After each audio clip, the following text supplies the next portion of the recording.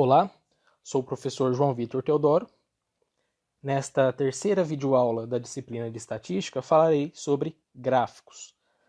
Para a construção de gráficos, necessitamos, a priori, que tenhamos a distribuição de frequências, que foi o tema discutido na videoaula anterior. Então, só recordando, a distribuição de frequências é uma tabela que contém uma coluna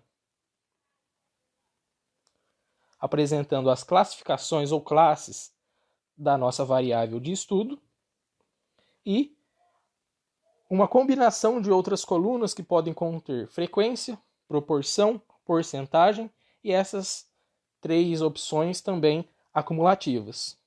Então, o objetivo principal da distribuição de frequências é resumir os dados, apresentá-los de uma forma que podemos interpretar de uma forma mais concisa, ou até mesmo uma forma mais prática, porque olhando diretamente na tabela de conjunto de dados, dependendo do tamanho desse conjunto de dados, fica aí um pouco complicado para tirarmos algumas interpretações. E o objetivo dos gráficos não é diferente. O gráfico também objetiva-se representar os dados de uma forma mais concisa e até um pouco mais eficiente de forma visual do que a distribuição de frequências, pois por meio do gráfico a gente consegue muitas vezes identificar um padrão muito mais facilmente do que na distribuição de frequências. No primeiro tipo de gráfico que falaremos é o gráfico em barras, que podemos observar aqui na nossa tela direita. Para a variável do exemplo, grau de instrução, que também estudamos na videoaula anterior, temos três classificações: nível fundamental, médio e superior. O primeiro passo é inserir no eixo horizontal do nosso gráfico essas três classificações. Como aqui temos uma variável qualitativa ordinal, aconselha-se colocar também nessa ordem, iniciando em fundamental, depois médio e finalizando com superior. No eixo vertical, representamos a frequência, que no nosso caso aqui é a segunda coluna da distribuição de frequências. Mas podemos também colocar a proporção, tá? É uma outra possibilidade. Então, no nosso exemplo, trabalharemos com frequência. E a construção do gráfico em barras nada mais é do que construir retângulos cuja altura ou frequência, né, dada pelo eixo vertical, é exatamente igual à frequência.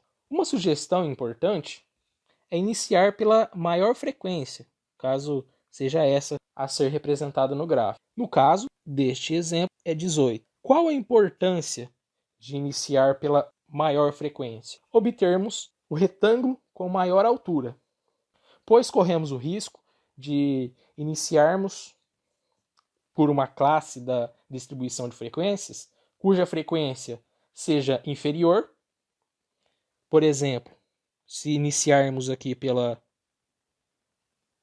nível superior e a altura pré-estabelecida do gráfico vai ficar no máximo relativa à sua frequência.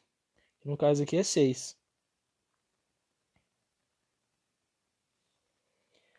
E posteriormente, ao inserir as próximas colunas, as alturas extrapolarão a altura da área gráfica. Assim, objetivando limitar de forma coerente e pré-estabelecida a altura máxima do gráfico, sugiro iniciar pela maior frequência. Então, nossa maior frequência aqui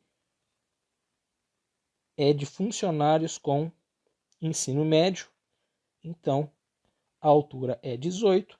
Por questão de aproximação aqui, estamos trabalhando de 5 e 5 unidades no eixo da frequência. Então, iremos até o valor 20.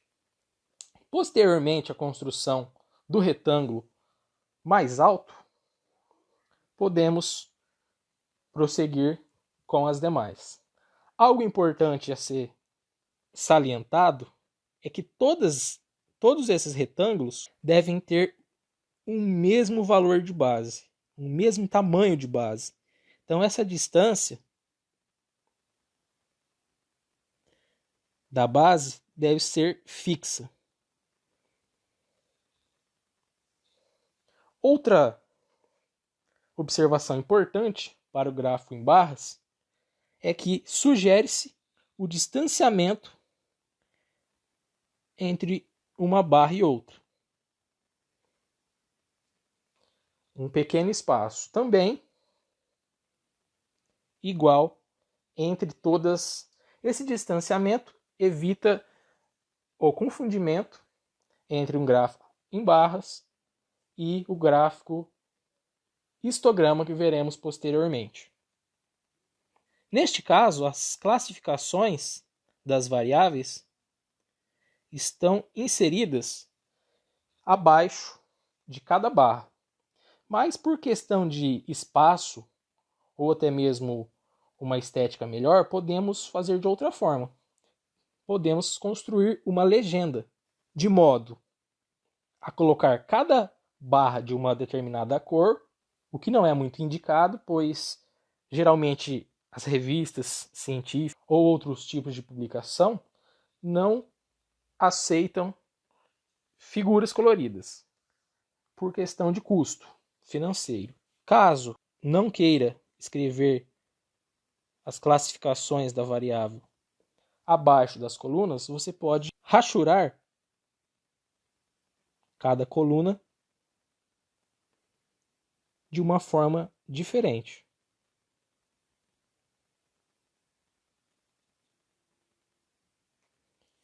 Que é o que estamos fazendo aqui.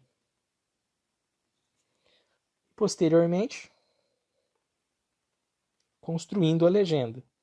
Entretanto, caso seja apresentado esta legenda, não se coloca as classificações da variável abaixo dos retângulos.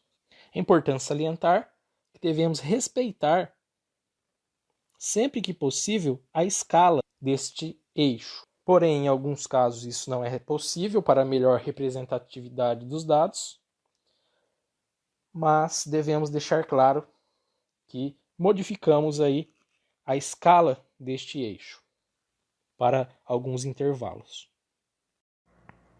Além disso, uma informação adicional pode aparecer no gráfico, que é o valor de cada frequência correspondente a cada barra, em sua parte superior, ou até mesmo no interior. Então aqui, caso desejemos, podemos informar também o valor da frequência. Um próximo tipo de gráfico a ser tratado é o gráfico em setores, também conhecido como gráfico de pizza. Este gráfico é um círculo, ou como podemos associar sua aparência a uma pizza, e entre aspas, cada uma das classificações da variável corresponde a uma fatia desta pizza. E a área de cada uma dessas fatias corresponde à porcentagem ou proporção correspondente. O objetivo deste gráfico, diferente do anterior, é mostrar o quanto cada classificação da variável está diante de um todo. Ou seja, o que ela representa como parte de um todo, ou sua proporção diante de um todo. Já no exemplo anterior, queremos comparar simplesmente as alturas. Qual que se destaca, sendo um valor superior, qual que é inferior, qual que é mediano. Sendo mais difícil, no gráfico em barras, efetuar a comparação que conseguimos no gráfico de setores, que no caso da nossa variável grau de instrução, podemos já observar no nosso gráfico de setores que a categoria 2, que corresponde aqui a nível médio, equivale à metade de todos os funcionários. Já a menor fatia, ou a menor proporção dos funcionários da categoria 3, tem nível superior. Isto corresponde aproximadamente 17%. Já a categoria 1, daqueles que têm nível fundamental, corresponde a 1/3 dos nossos funcionários. Novamente, devemos utilizar a distribuição de frequências para a construção deste gráfico, só que neste caso, a coluna a ser utilizado é da porcentagem. Então, para a construção manual deste gráfico, aconselha-se o uso de transferidor, onde por meio de propriedades angulares podemos distribuir aí as divisões ou setores do nosso gráfico. Metade ficando para nível médio, 1/3 para nível fundamental e 16,7% aproximadamente para nível superior. Assim como no gráfico em barras escrevíamos cada classificação da variável abaixo das barras, aqui também podemos escrever ao lado de cada setor. Então, aqui poderíamos ter escrito nível médio, nível fundamental e nível superior. No caso aqui do exemplo, retirado do livro que utilizamos na nossa disciplina, construiu uma legenda logo aqui abaixo, utilizando uma numeração de 1 a 3. Além dessa numeração de 1 a 3, também podemos construir aquela legenda sugerida anteriormente no outro gráfico. Podemos achurar cada setor de uma forma diferente e construir essa legenda correspondente a cada tipo de achura que realizamos. Novamente, observamos que a utilização de cores não é indicada. Passemos agora a trabalhar com a variável número de filhos, que apesar de já estar na nossa tabela de dados observados, ainda não construímos a distribuição de frequências. Então, observando aqui a coluna número de filhos, que é a quarta coluna da nossa tabela, temos também 36 observações. E aqui no caso, alguns indivíduos foram excluídos da pesquisa, tá? Então, quando se exclui, normalmente se coloca esse traço. Vamos considerar aí somente aqueles que foram questionados em relação ao número de filhos. Não se sabe o porquê, mas somente aqueles funcionários casados foram perguntados em relação ao número de filhos. As possibilidades para número de filhos são 0 filho, que temos 1, 2, 3, 4 funcionários com 0 filho. Uma observação importante, que além de matemática também é da língua portuguesa, o número 0 é singular. Então, ao falar que determinados funcionários têm 0, devemos falar que eles têm 0 filho. A gente utiliza o plural somente de 2 para cima, tá? Não somente para a variável número de filhos, qualquer outro tipo de variável, só quando temos 2 ou mais. Então, construindo aqui a distribuição de frequências, 4 funcionários têm 0 filho. Um filho, 1, 2, 3, 4, 5 funcionários. Então, 5 funcionários têm um filho. Quantos funcionários têm 2 filhos? Então, 1, 2, 3, 4, 5, 6, 7. Quantos funcionários têm 3 filhos? 1, 2, 3.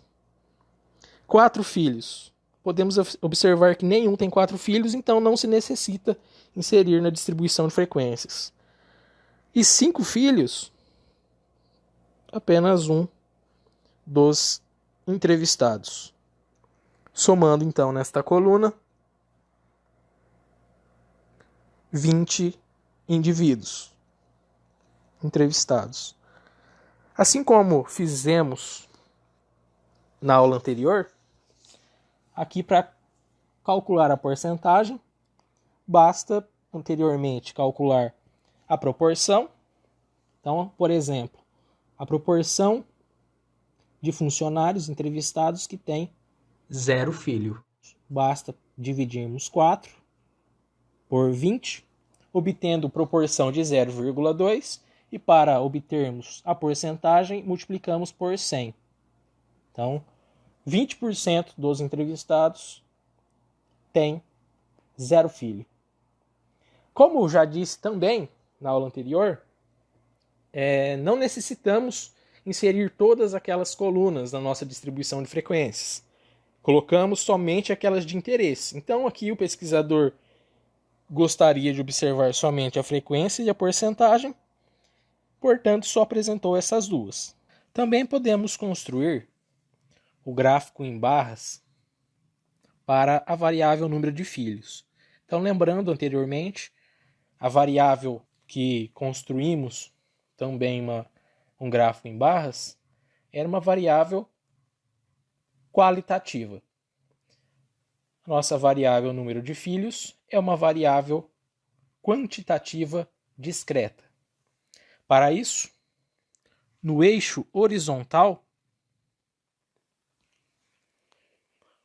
colocamos cada uma das classificações, inclusive aquela que não obtemos observação, ou seja, nenhum dos funcionários tem 4 filhos. Então, apesar dessa inexistência, o 4 deve aparecer no gráfico para ajudar na interpretação gráfica e não ocultar informações. Além disso, no eixo vertical, podemos representar tanto frequência como proporção. No caso mais comum e o que utilizaremos aqui, a frequência. Como orientado lá no início, vamos verificar aqui qual é a maior frequência, que no caso é a frequência de 7 funcionários que apresentam 2 filhos. Então aqui, apesar do livro não ter estendido o gráfico até o seu máximo, sugiro que adaptemos, colocando aqui o eixo até o 7. Iniciando, portanto, com o número de filhos igual a 2. Posteriormente, para a construção das demais quantidades de filho, podemos realizar de qualquer ordem. Então, podemos observar que a quantidade de filhos é crescente e a sua frequência também, de 0 a 2. Então, conforme o número de filhos cresce, a frequência vai subindo de 0 a 2. Posteriormente, a partir de 2 filhos, o decréscimo é bem grande. Então, um comportamento gráfico é esse aí que riscamos. Não apresentando nenhum funcionário com 4 filhos e a categoria que se destaca em relação às demais, em outras palavras, aquela mais frequente, com 7 indivíduos, é aquela com 2 filhos. Como exercício, vocês podem construir o gráfico de setores da variável número de filhos. Uma outra forma gráfica de representação, que é bem enxuta e apresenta basicamente somente informações gráficas necessárias, é o gráfico de dispersão. Como estamos trabalhando apenas com a variável número de filhos neste exemplo, falaremos somente do gráfico de dispersão univariado, onde o eixo horizontal corresponderá ao número de filhos e os eixos verticais, falei no plural, pois falarei de 3 tipos de gráfico de dispersão, correspondem à frequência. Então, uma primeira forma de representação gráfica, denominada gráfico de dispersão, colocaremos um ponto numa mesma altura somente para aquele número de filhos que apresentem pelo menos um funcionário com o número de filhos correspondente. Então, aqui no caso de 4 filhos, como não temos nenhum funcionário com essa quantidade de filhos, então não colocamos o ponto. E acima de cada um dos pontos, informamos a frequência, com exceção de quando a frequência é 1. Então, nesse caso, a interpretação básica mais importante, ou aquela mais visível, é binária, quando se apresenta ou não pelo menos um indivíduo naquela categoria. Outra forma gráfica de dispersão é colocando acima de cada possível número de filhos a quantidade de pontos correspondente à frequência, respeitando uma mesma altura para a contagem 1, o dobro para a contagem 2, o triplo para a contagem 3, mantendo a proporcionalidade da altura. Sendo assim, já conseguimos verificar novamente aquele padrão gráfico estabelecido também anteriormente. Um problema para esse gráfico de dispersão é quando temos uma frequência muito alta. Se a frequência corresponde a 200 mil, não é viável colocar 200 mil pontos para a sua representação. Sendo assim, considero a terceira forma gráfica de dispersão a mais interessante, pois o ponto correspondente à frequência aparecerá somente no valor da frequência e os pontos abaixo não serão inseridos. Neste caso específico, o eixo vertical de número de filhos ficará visível. Já nos casos anteriores, esse eixo não é necessário. Esse terceiro gráfico de dispersão é aquele mais utilizado na ciência. Também nos mostra um padrão de distribuição do número de filhos. Observe que o gráfico de dispersão não é comumente utilizado para variáveis qualitativas.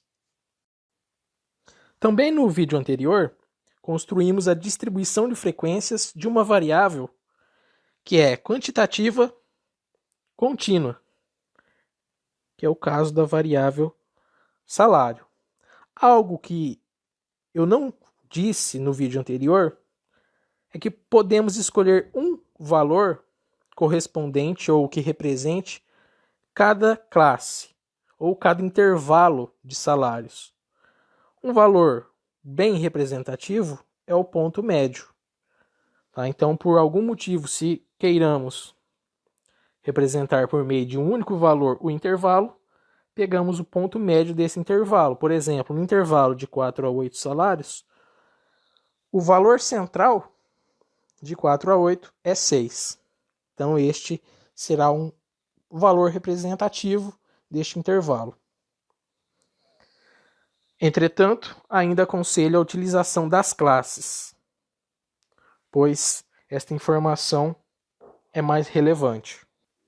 Efetuando a construção do gráfico em barras para a variável salário, inicia-se inserindo os pontos médios abaixo de cada barra ou a informação da classe de salários, que no caso, a primeira é de 4 a 8, a segunda de 8 a 12. Portanto, utilizamos a notação de ponto médio ou da classe de salários para o eixo horizontal. Também visualizamos a classe mais frequente para determinar o limite de altura do nosso gráfico. Assim, podemos também verificar que aquela classe de salários mais frequente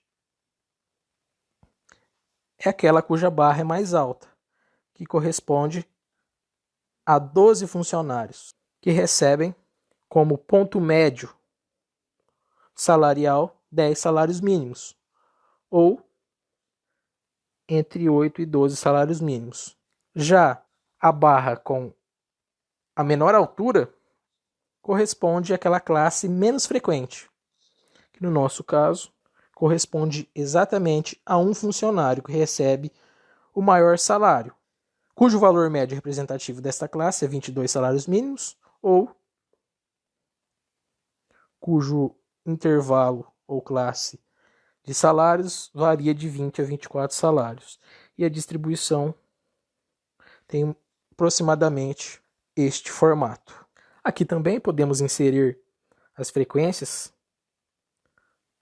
acima de cada barra, caso seja de desejo do pesquisador, ou até mesmo a construção de uma legenda, ao invés de inserir essas informações aqui abaixo. Porém, para variáveis quantitativas, principalmente aquelas contínuas, existe uma opção gráfica muito mais informativa e mais desejável. Ela se chama histograma.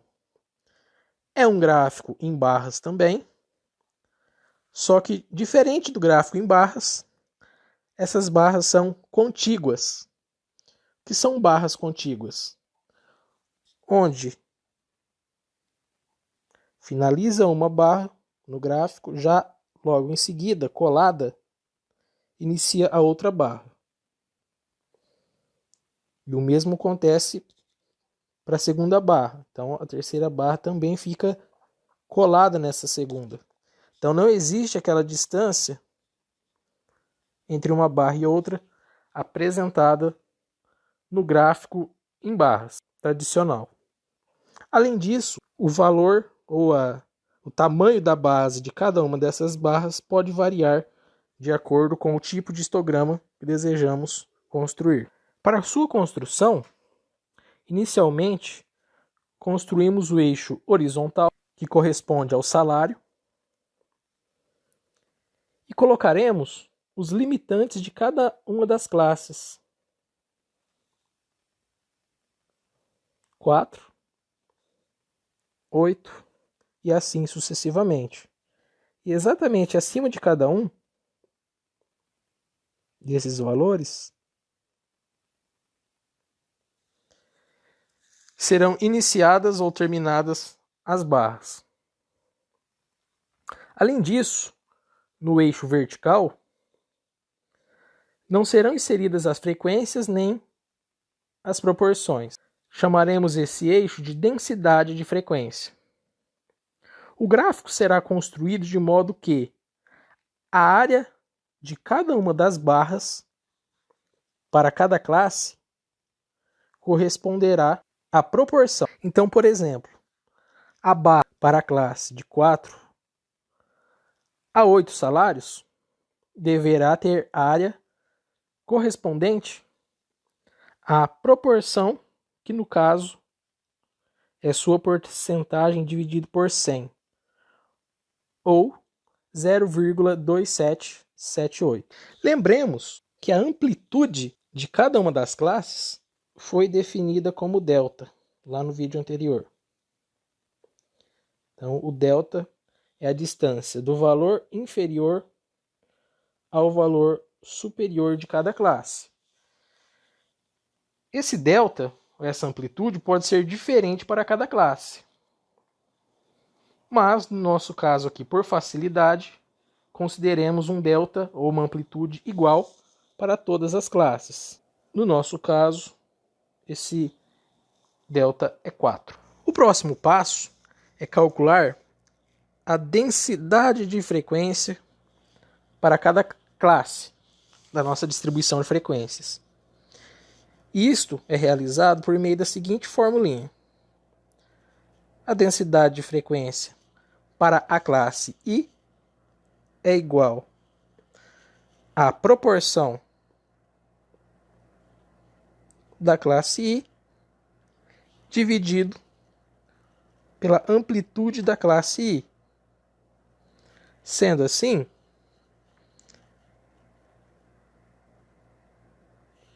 a densidade de frequência para a classe de salários entre 4 e 8, que é a primeira classe, é a sua proporção, que é 27,78 dividido por 100, ou 0,2778, dividido por delta, que é 4, resultando em 0,06945. Já para a segunda classe, a sua densidade de frequência é exatamente a proporção. Para calcular isso, basta pegar a porcentagem e dividir por 100, que é 0,3333, dividido pelo delta, que também neste caso é 4, resultando em 0,083325. Procedendo com o mesmo raciocínio para as demais classes, temos que a amplitude para a terceira classe é 0,0555, da quarta classe é 0,034725 e da quinta e última classe 0,00695. Para a construção das barras no nosso gráfico denominado histograma, também escolhemos aquela maior altura de barra, que no nosso caso é 0,083325, para que possamos melhor aproveitar a área gráfica. E prosseguimos com a construção das demais,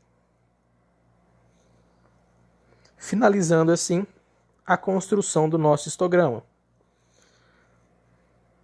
Podemos, para fins de interpretação, também inserir alguma informação desejável em cima de cada uma dessas barras, como porcentagem, que é o caso, proporção ou frequência. Verifiquemos que realmente a área de cada um dos retângulos ou de cada uma das barras é exatamente igual à proporção. Então vamos pegar aqui como exemplo a primeira barra. A área, vamos chamar de área 1 desta primeira barra, é a área do retângulo, que é a base vezes a altura. A base é a distância de 4 a 8. A distância de 4 a 8 é 4 unidades. A altura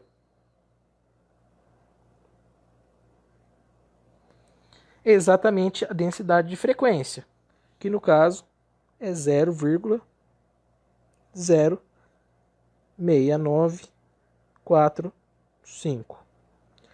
Só efetuando uma correspondência, esse 4 é exatamente o delta. Esse 0,06945 é exatamente a densidade de frequência. Portanto, a área 1, efetuando esse produto, é exatamente igual a 0,2778. e isso corresponde à proporção. Basta olharmos aqui a porcentagem dividida por 100. Tá? Então, isso corresponde exatamente a FI, ou no caso aqui, F1. Deste modo, podemos concluir que F1 é igual a ΔI vezes H1. Isolando H1, temos que ele é igual a F1 sobre delta, que é exatamente aquela expressão utilizada para o cálculo de cada densidade de probabilidade. Por este raciocínio, somar todas as áreas dos retângulos é equivalente a somar todas as proporções, o que corresponde à soma 1. Aqui também conseguimos visualizar o comportamento da distribuição dos dados. E esse é um dos gráficos mais informativos, ou melhor, para que consigamos associar essa densidade de frequência a uma possível densidade de probabilidade, que é um tema que será tratado posteriormente nessa disciplina.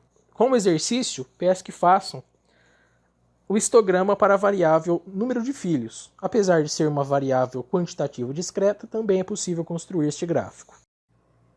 Por fim, apresentarei algo que não é um gráfico, e sim um diagrama, neste caso denominado de ramo e folhas, onde em uma das suas dimensões teremos o ramo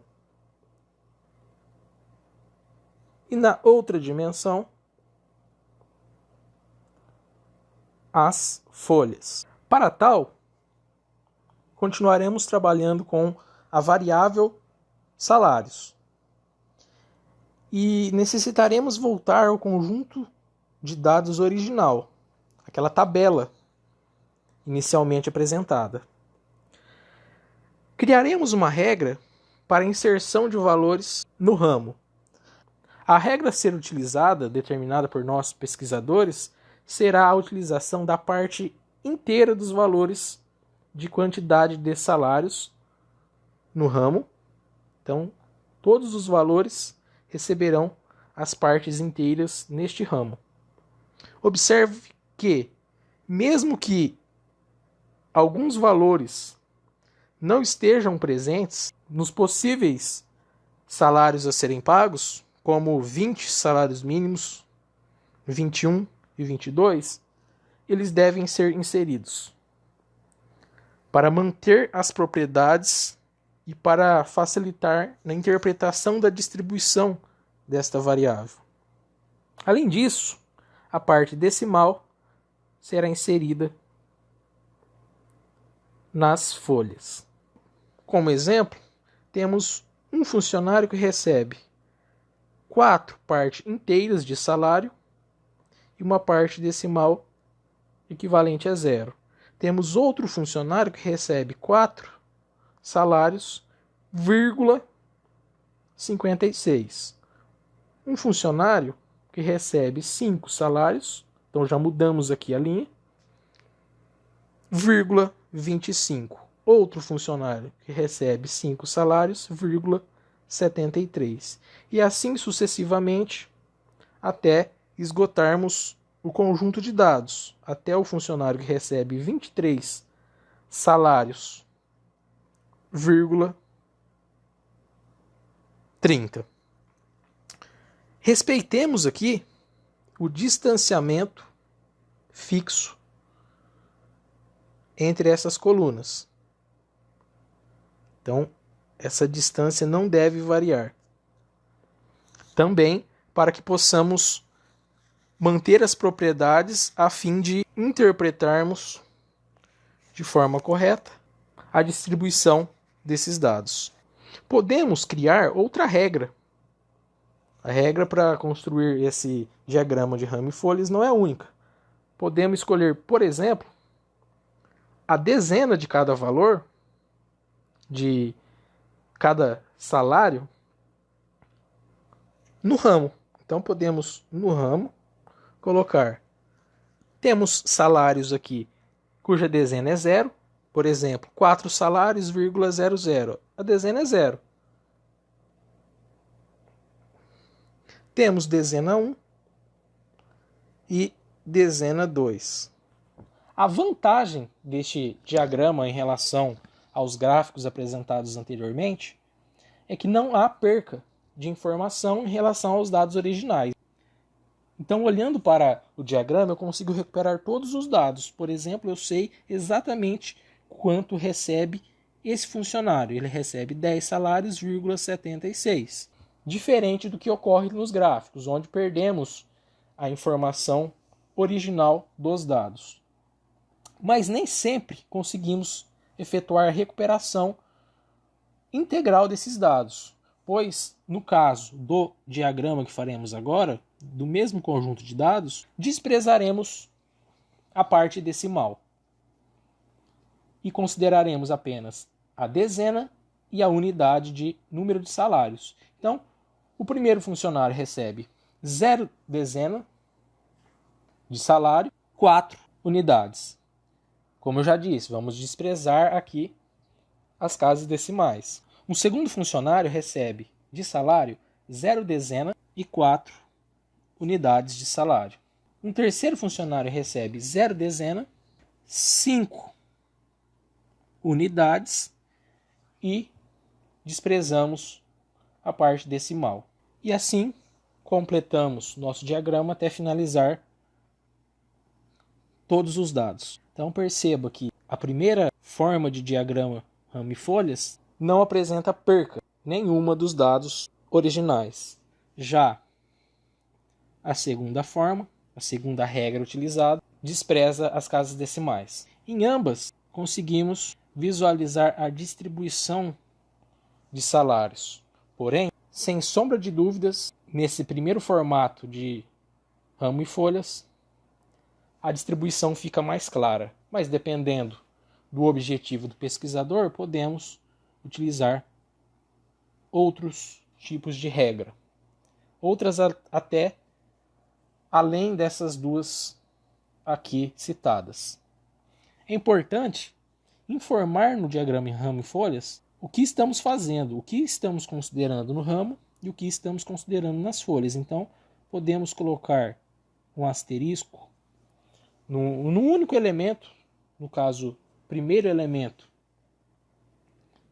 no ramo, e informar o que ele representa. Então, neste caso, ele representa a parte inteira de salários.